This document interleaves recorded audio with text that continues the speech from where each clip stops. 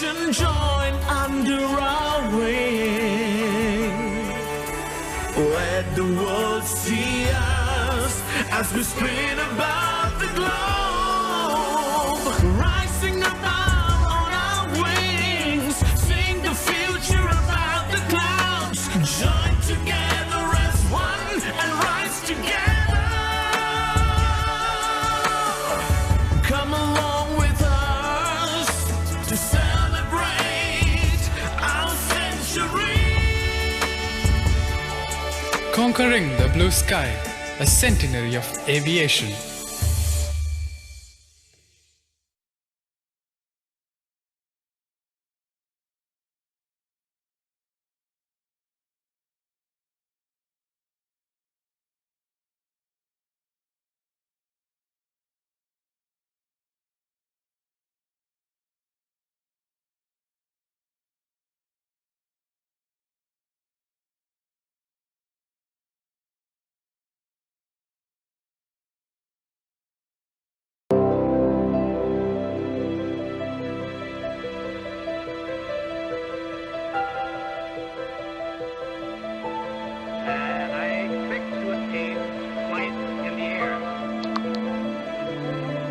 Curiosity has always had a remarkable impact on the inborn talents of man to change the forward march of the world and to re-engineer what existed.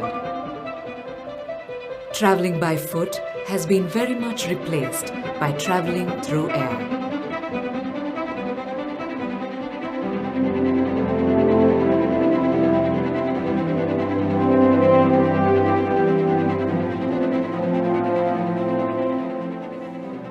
As a result of untiring efforts of Wright brothers, man has been able to undertake air travel.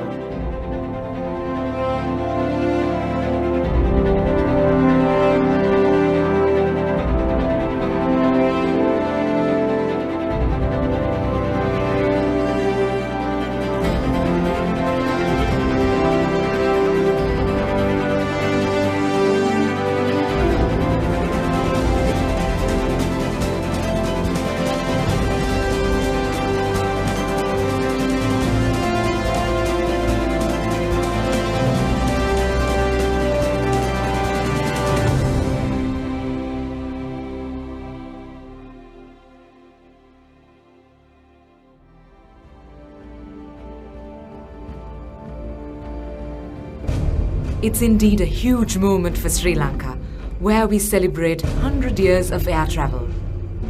It is time to bring back those sweet memories. We are still proud of those marvels of King Ravana. That is why we take so much of pride in celebrating the centenary of aviation services in Sri Lanka.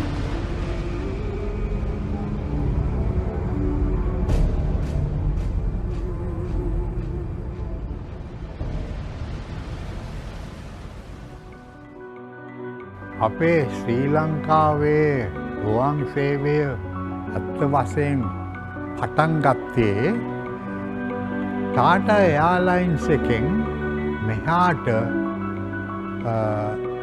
Chapel plane එකක් ඒම ඒක තමයි dragon rapid එක. ඒක pilot කෙරුවේ captain David Peiris. එයා ඉන්දියාවට ගිහිල්ලා ට්‍රේන් වෙලා ටාටා එකට බැඳිලා ඒකෙන් තමයි පැසෙන්ජර් සර්විස් එක පටන් ගත්තේ.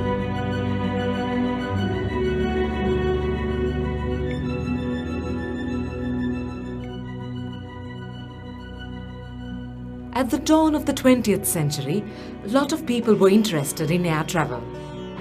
But only Wilbur and Orville Wright got that opportunity first. It took barely 8 more years to introduce air travel to Sri Lankan skies after the historic innovation in 1903. Colin Brown was instrumental in importing the first ever aeroplane to Sri Lanka. During the initial stages, it was meant for exhibition rather than for air travel purposes. People had come in numbers to witness this magic machine after buying tickets. This aeroplane, which was brought to Sri Lanka on a vessel in 1911, was taken to the skies only after several misstarts. On the 7th of December 1912, the first ever air travel was successful from Colombo Racecourse grounds, which was converted to a runway track. It was George Vermick and Mark Popre who got the first opportunity of taking an aircraft to the Sri Lankan skies.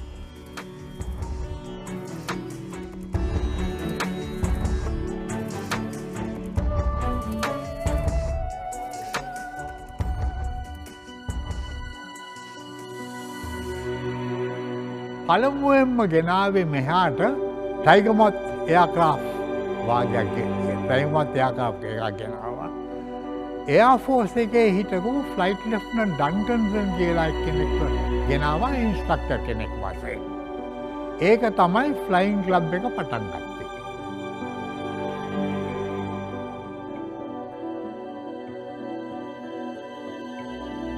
After 1912, air travel activities were carried in a very low tone for several years. The inauguration of the Aviation Club in 1928 was a breakthrough moment in the history of aviation sector in Sri Lanka. This paved the way to import more aeroplanes to Sri Lanka and build necessary infrastructure for this task. It was a historical moment to witness an aeroplane taking off from the racecourse to travel to India during this period.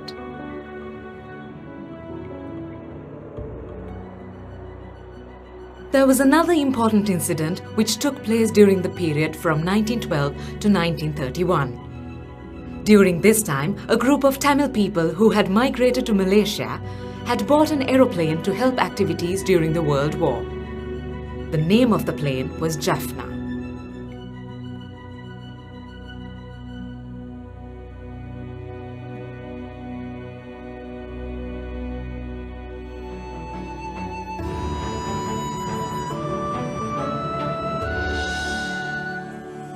The next historical incident is airmail service.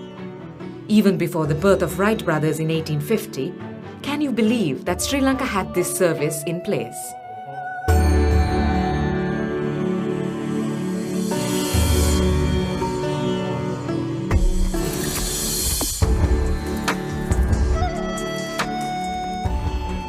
Our ancestors had the talent of sending messages using pigeons. The airmail service, which is an advancement of that particular concept, came into existence in 1931.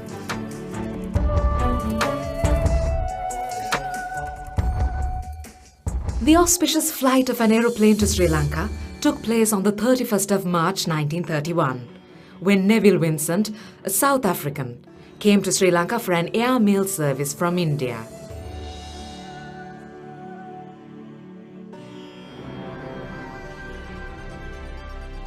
යාසිලෝන් එකක් පටන් ගන්න ලෑස්තිලා ඉන්නකොට මම බෝස්ටන් technical department එකේ ඇප්‍රෙන්ටිස් radio ඉන්ජිනේර් කෙනෙක් වෙලා හිටියා. ඉතින් අපි 5 දෙනෙක්ව ඇරියා රත්මලාන එයාපෝට් එකට. ඒක හරින්න ඒකෙත් ඔක්කොම චෙක් කරන්න කියලා සමහරක් ඒවා වැඩ කරන්නේ නැහැ. අපි ඒවා ඔක්කොම රිපෙයාර් කරුවා.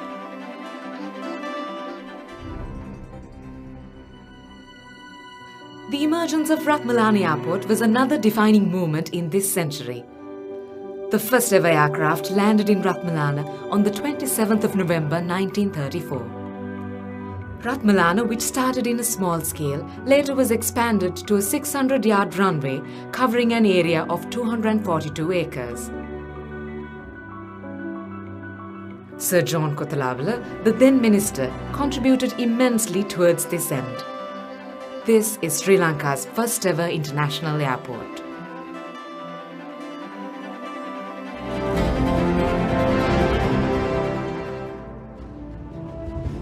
යුද්ධයට පෙර ගුවන් හමුදාවක් අපිට තිබුණ නැහැ. රාජකීය ගුවන් හමුදාවේ කොටසකුත් තිබුණ නැහැ. යුද්ධයේ කාලෙදී ලංකාවේ ජනතාව යුද්ධයට සහභාගී දුන්නා. ඒ වගේම අපේ ලංකාවේ අය කීප දෙනෙක්ම බ්‍රිතාන්‍යයට ගිහිල්ලා බ්‍රිතාන්‍යයේ රාජකීය ගුවන් හමුදාවට බැඳිලා එහෙත් සටන් කෙරුවා. 1939 brings back another memory. It was the inauguration of the Royal Air Force. This resulted in establishing services for both security and civil sectors. This service, which was taken forward by Aero Club of Ceylon, was influential for the developments in the aviation quarter.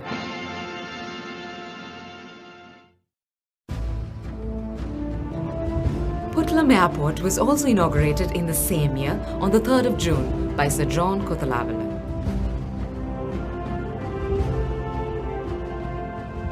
Owing to the activities of the Aero Club, opportunity was created for private pilots to get themselves trained. This resulted in private enthusiasts undertaking training to obtain an air license. It was a special day for all Sri Lankans.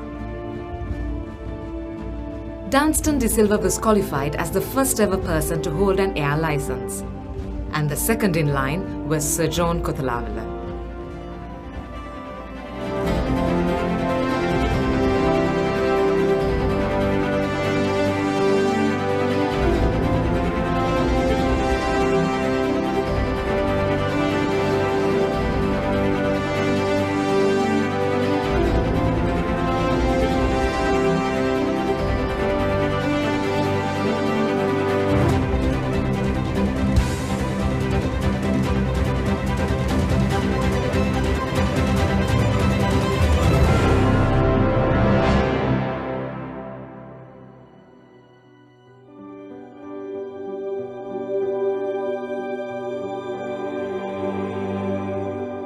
The 1940s were quite significant due to the developments that took at the global level, especially the Second World War.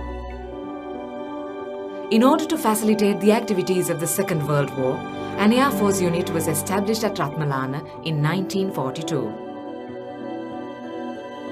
During the same year, Minneri Airport also came into existence.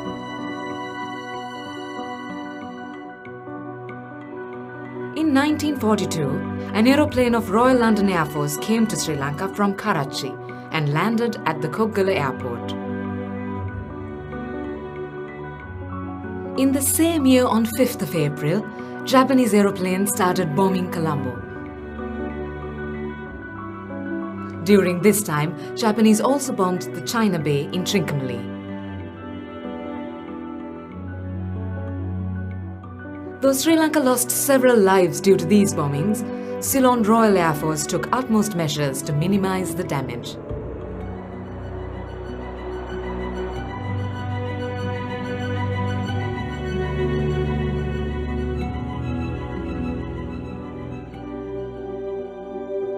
During this grandiose decade, the Department of Civil Aviation Services was inaugurated in 1946 under the Ministry of Communications and Public. Air Ceylon was set up in 1947.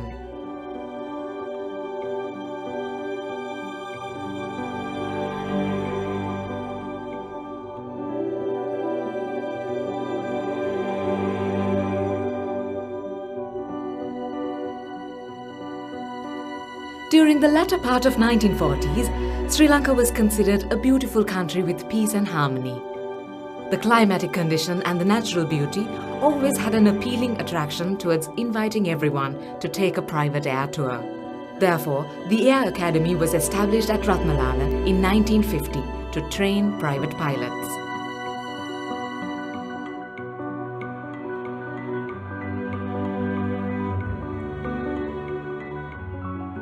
As a result, the skies of Sri Lanka got developed and busy during the early part of 1950s. In order to control this situation, the air traffic control was set up. The first ever chief was Terry Dharmasena. Though the communication technology was not developed during that period, measures were taken to carry out these activities methodically. This symbol-based air traffic control system was undoubtedly quite instrumental in implementing the present-day digital mechanism.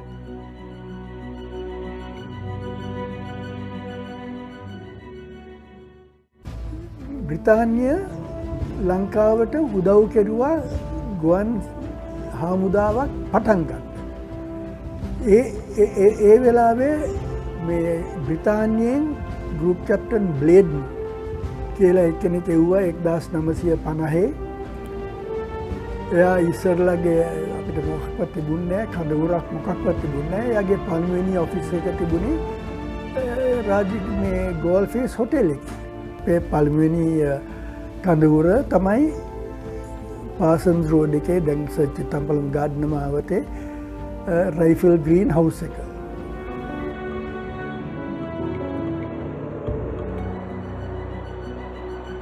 The civil aviation sector started another success story after the Second World War.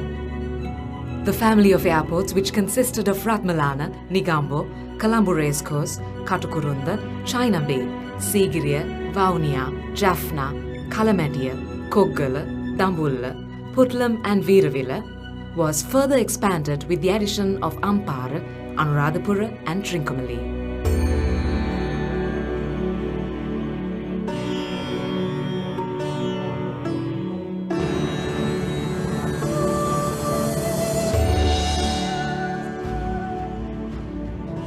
During the same year, the first ever jet from Sri Lanka took off from Negombo.